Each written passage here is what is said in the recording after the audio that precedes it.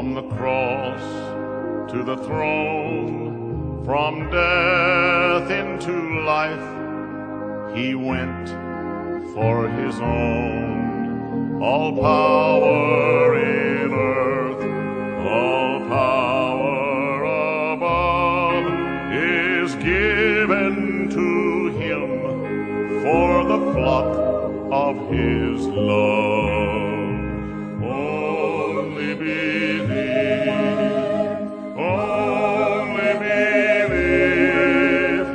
all things are possible.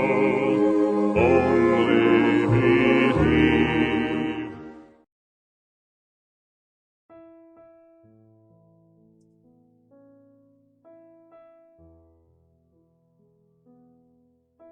Que a graça, a paz e a misericórdia de nosso Senhor Jesus Cristo esteja em cada coração. Deus os abençoe. Juntos mais uma vez para esta programação.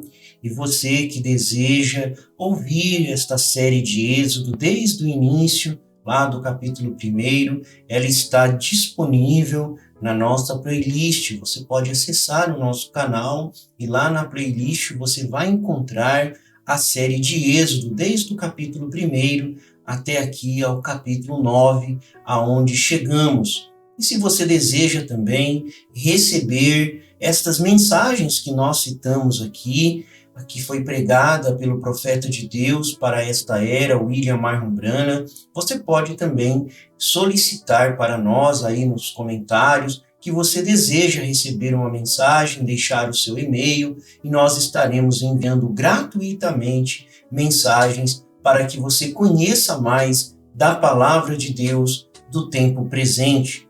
E, meus irmãos, chegamos então às nossas lições do capítulo 9. Nós encerramos na última programação o capítulo 9 do livro de Êxodo e hoje nós vamos rever algumas lições deste capítulo que muito nos abençoou. A primeira lição que nós aprendemos no capítulo 9 foi em relação à obediência às autoridades. Nós vemos várias vezes Moisés indo até Faraó, que era na época a autoridade máxima daquela cidade, daquele país, e se aproximando ali e dando uma ordem para aquele governante.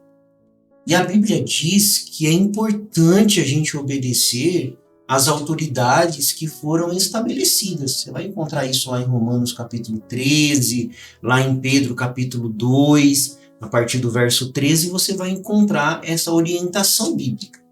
Porém, nós aprendemos que nós devemos ter obediência, e essa obediência não é absoluta para as autoridades, porque quando as autoridades elas exigem algo que vai contra os nossos princípios de Deus, não princípios do homem, não caprichos nossos, mas vai contra os mandamentos de Deus, então nós devemos priorizar a obediência a Deus. Do contrário, nós estaremos desagradando ao Senhor. E se você olhar lá em Atos capítulo 5, no verso 29, quando os apóstolos foram ali coagidos pelos líderes religiosos da época, eles param isso. Melhor, quem nós devemos servir, o homem ou a Deus? Então nós sempre nos colocamos numa posição de servir a Deus. E era isso que Moisés estava fazendo aqui. Moisés tinha uma mensagem de Deus para aquelas autoridades ali, principalmente Faraó. Só que aquela autoridade não queria reconhecer o poder e a soberania de Deus. Por isso, então, que Deus passa a enviar várias pragas, continuando as pragas aqui no capítulo 9. Nós vimos também que Deus continua fazendo separação entre o povo do Egito e o seu povo, o povo de Deus, os hebreus. Aprendemos uma questão muito importante, que foi a questão do ciúmes. A gente observou que o ciúme, ele leva à destruição. O ciúme, a inveja, ciúme, ódio. ele vai levar a uma destruição. Pegamos ali o exemplo de Caim, que se encheu da ira e de ciúme em relação ao seu irmão. Ele tinha um ciúme religioso. Veja que nós estamos frisando bem. É um ciúme religioso, uma inveja religiosa. O ciúme levou a Caim ao terrível pecado de assassinar o seu próprio irmão. Então, o ciúme religioso, ele tem consequências trágicas. Ele leva as pessoas, irmãos, a perseguirem. Ele leva as pessoas a odiarem. Agora, como que a gente supera esse demônio do ciúme? A Bíblia ela nos dá o remédio, tudo que nós precisamos para a nossa vida diária, para vivermos melhor. A Bíblia nos ensina que o amor e a gratidão, eles são fundamentais para que nós possamos deixar de lado todo ciúme, inveja, ódio, que leva à perseguição. Às vezes não mata um irmão, profeta de Deus para esta era, William Martin Branham, ele diz assim, às vezes você não mata um irmão fisicamente, mas você mata a sua moral. Isso mesmo, você vai lá e mata a sua moral, mata seu nome, através de perseguições, calúnias, difamações. E aprendemos que através do amor e da gratidão, Deus pode limpar os nossos corações. E o apóstolo Paulo, lá falando aos Colossenses, no seu capítulo 3, do verso 12 até o verso 14, ele nos deixa uma grande advertência. Ele nos exorta a nos revestir de compaixão, de bondade, de humildade, de mansidão, de paciência, de suportar mutualmente uns aos outros, de perdoar um ao outro. E é isso que Deus quer que nós façamos, que nós aplicamos. Nós não queremos ter o temperamento de Caim, porque Caim ele queria seu próprio sacrifício, ele queria da sua própria maneira, ele queria que Deus aceitasse a sua própria maneira. Irmãos, Deus nunca vai aceitar a nossa própria maneira, ele quer a maneira dele, por isso que nós temos que pedir que o Espírito Santo venha e entre em nós e mude o nosso ser. Não é da nossa própria maneira. Faraó, nós aprendemos nesse capítulo 9, nós estamos aqui nas lições deste capítulo. Faraó, ele não queria, ele queria da sua própria maneira. Ele queria fazer do seu jeito. Quando você tenta se aproximar de Deus do seu jeito, da sua própria maneira, não vai funcionar. E Caim, ele queria o seu próprio sacrifício, ele queria da sua própria maneira. Então, por isso, não funcionou. Nós vimos que não funcionou. Agora, continuando, nós vimos também que aqueles magos, eles estavam lutando contra Deus. Sempre tem um grupo que vai lutar contra o que é certo. Isso, irmão, é desde o início da vida, desde o início lá do livro de Gênesis a Apocalipse, e isso só vai terminar com a vinda de Jesus Cristo. Sempre vai ter alguém, um grupo religioso, um governo, o inimigo sempre vai usar de algum meio para se colocar contra a palavra de Deus. Sempre.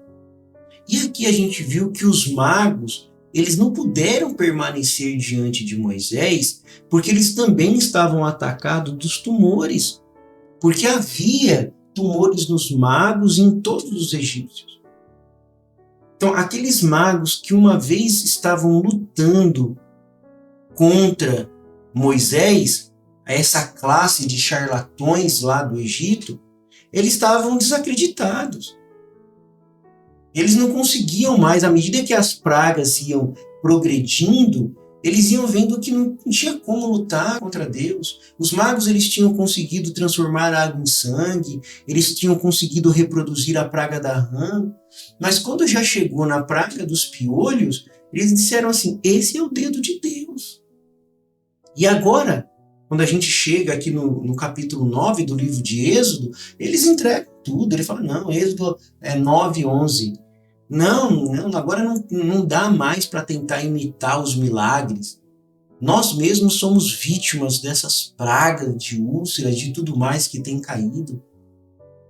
Então não adianta, melhor dizendo, lutar contra Deus. Lutar contra Deus é perder o seu tempo. Agora, a gente aprendeu que existem diversas maneiras pelas quais nós lutamos contra Deus em nossas vidas, e é isso que nós temos que observar.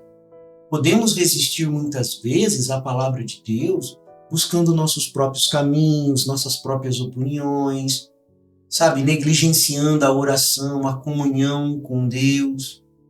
Muitas vezes a gente coloca na frente os nossos próprios desejos, nossas próprias vontades. Nós lutamos contra Deus quando nós resistimos o chamado de Deus para a gente servir ao nosso próximo, para amar o nosso próximo, quando colocamos os nossos interesses acima da palavra de Deus. Tudo isso faz com que nós também nos encontramos no nosso dia a dia lutando contra Deus. Porém, qual que é o caminho para não ser encontrado lutando contra Deus? Sabe qual que é? É o caminho da rendição, é o caminho da entrega total. Quando a vitória da entrega total a Deus, ela traz uma paz que excede todo entendimento, ela traz uma alegria que transborda, que transforma, que molda o nosso caráter para sermos semelhantes como Cristo. A gente viu, irmãos, também a consequência da falta de conhecimento verdadeiro de Deus. Tinha algumas pessoas ali, alguns oficiais de Faraó, que eles temiam a palavra do Senhor. E por temer a palavra do Senhor, eles fizeram com que os seus servos, o seu gado, que eles fossem guardados, eles fossem protegidos da chuva forte de pedras que iria cair sobre o Egito como nunca havia caído. Então tinha alguns ali que temiam a palavra do Senhor. Por outro lado, porém, tinha alguns que não se importavam com a palavra do Senhor e deixaram ali seu servo, seu gado, que ficasse no campo. Isso mostra a falta de conhecimento de Deus. Como que faltaram para eles conhecimento de Deus. E lá na época, e quando Jesus veio, na época de Jesus frequentemente ele confrontava os fariseus, os escribas, pela falta de conhecimento do Deus verdadeiro. Agora, essa falta de conhecimento, ela não é acúmulo de informações teológicas, conceitos abstratos e uma ideia, assim, de religião, não é isso. É um relacionamento íntimo, pessoal, é a pessoa de Cristo em você. Eu tenho dito muito isso, vocês têm ouvido muito isso nesta programação. É a pessoa de Cristo em você. É conhecer a Deus. Quando você conhece a Deus, você tem o caráter de Deus em você, mas não é o conhecimento dos livros, não é esse conhecimento intelectual, mas é a pessoa de Cristo em você. E essa falta de conhecimento de Deus, ela traz consequências. Uma das consequências que ela traz é a pessoa ficar sem direção. Eu estou sem direção na minha vida, porque não conhece a vontade de Deus. E aí facilmente é influenciado pelo mundo, facilmente se afasta dos caminhos de Deus, anda numa escuridão espiritual, como nós vimos. E aí quando está na escuridão espiritual, fica vulnerável às mentiras do inimigo, às ilusões deste mundo caído, entra numa ignorância espiritual, mas tem uma forma. Quando você busca o conhecimento de Deus, quando você cultiva um relacionamento íntimo com Ele, irmão, nós somos abençoados, somos guardados. E para finalizar, na nossa última programação e finalizando estas lições aqui do livro de Êxodo, a gente viu que eles não tinham temor do Senhor. Moisés vai até ali e o Senhor faz cair chuva de pedra sobre o Egito. A chuva de pedra destruiu tudo o que havia no campo, tanto pessoas como animais, que grande destruição. Mas a terra de Gósen, onde estavam os filhos de Israel, ali nós vimos que não teve chuva de pedra. Porém, Faraó ainda continuou com o seu coração endurecido, apesar dele, aqui, a partir do verso 27 do capítulo 9, ele reconhece, né? Ele já começa que o Senhor é justo, porém eu e o meu povo somos ímpios. Orem ao Senhor, mesmo procedimento de sempre, né? Mas ninguém engana Deus, meus irmãos. Ninguém engana Deus. E aí Moisés vira para Faraó, para aqueles oficiais, e diz assim: eu sei que ainda não temem ao Senhor. Eu sei que vocês não temem. Vocês estão aí só querendo que Deus alivia. Então eles não tinham temor. E a falta de temor, ela tem grandes consequências. Porque o temor não é medo, mas é respeito, é reverência. Isso que é o temor. Mas as pessoas hoje não têm também temor de Deus. Elas não têm a palavra de Deus como o seu absoluto. E essa ausência de temor do Senhor, meus irmãos, eles têm feito as pessoas a inverter os valores. Eu até disse, onde o certo se torna errado e o errado é aplaudido. Mas lá em Provérbios, capítulo 9, verso 10, a palavra de Deus nos diz que o temor do Senhor é o princípio da sabedoria e o conhecimento do santo, a prudência. Então, a falta de sabedoria e de prudência, na falta de sabedoria, a prudência ela desaparece e ela abre caminho para a decadência moral de todas as formas, de todas as maneiras. Mas a graça de Deus, aí o profeta de Deus para esta era, William Martin Branham, ele vem dizendo para nós, nos ensinando que a graça de Deus veio no tempo de Moisés. Sim, Moisés temia Deus, ele cria em Deus. Agora, você não pode temer a Deus sem crer nele. Por isso que Faraó e os seus oficiais ali, eles não temiam a Deus, porque eles não criam em Deus. Eles eram incrédulos. Eles não tinham como temer a Deus, porque eles eram incrédulos. Mas o profeta de Deus, nessa mensagem intitulada A Mensagem da Graça, ele disse que o temor a Deus, Noé temia o Senhor e ele cria no Senhor. E é isso que Deus honra, é a sua fé nele. O que fez aquela separação ali do povo do Egito em relação ao povo de Deus, os hebreus, é porque os hebreus temiam ao Senhor. E por que eles temiam ao Senhor? Porque eles criam no Senhor. Irmãos, que essas lições possam nos ajudar na nossa vida diária a sermos melhores cristãos e a reconhecer a Deus em nossas vidas e saber que Deus tem enviado também, nesses últimos dias, uma mensagem que prepara o seu povo para o arrebatamento. Não uma mensagem que vai te tornar apenas uma pessoa melhor, não uma mensagem que vai apenas te tornar uma pessoa de caráter melhor, mas uma mensagem que vai preparar para que você possa estar junto com o Senhor na glória. Deus tem enviado esta mensagem, dizendo: sai dela, povo meu, sai desse mundo. Existe uma mensagem verdadeira, existe sim uma mensagem que nos prepara para a volta do Senhor Jesus Cristo. Amém.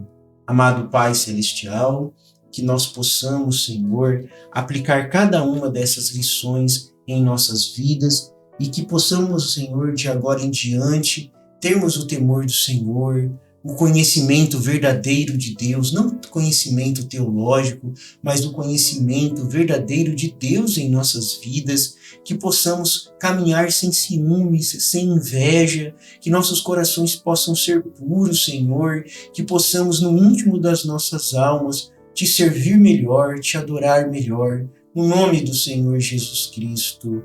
Amém, Senhor Jesus. Amém. O Senhor é a força da nossa vida. O Senhor nos livra dos males deste dia e nos guarde para a hora da sua aparição. Eu sou feliz com Jesus. Deus os abençoe, Deus os guarde e até a próxima programação, se Deus assim nos permitir.